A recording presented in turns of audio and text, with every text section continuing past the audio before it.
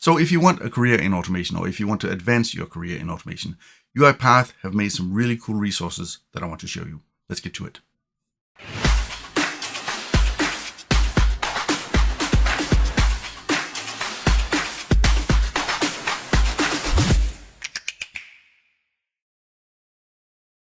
Now, if you know me and my channel, you know that I'm a big fan of the UiPath Academy. The UiPath Academy is basically a website that has courses in it, so you can learn a lot of UiPath stuff. Now, before we get started, if you like this video, please give it a thumbs up and also subscribe to my channel and hit the notification bell, because then you'll be notified when I put out new videos about once or twice a week. But let's get into Academy.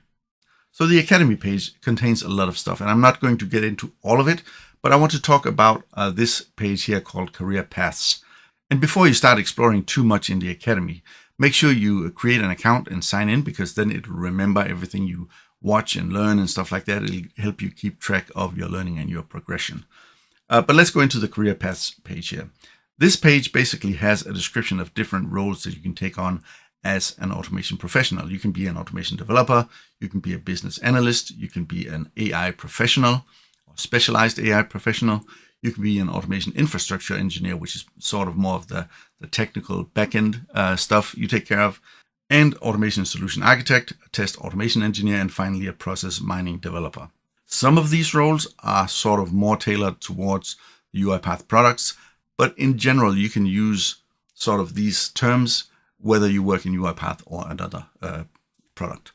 But of course, if you move into each of these roles, it'll show you a lot of details, and it'll show you how to become proficient in that role using UiPath tools. So if, for example, we take the automation developer, it will show us, what are some of the responsibilities as a developer.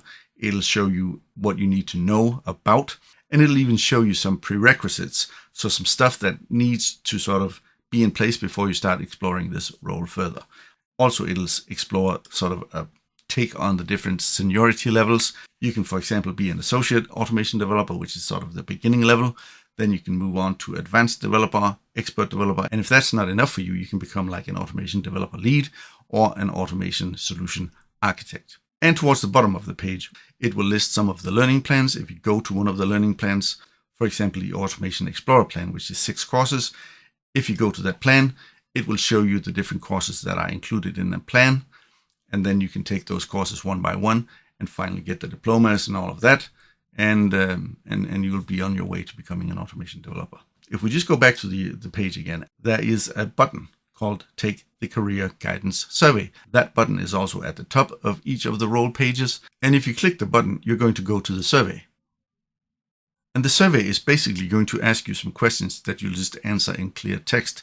And based on your answers, it's going to give you its recommendation of what role should you pursue. Now, at the bottom here, there's a disclaimer, may produce inaccurate results.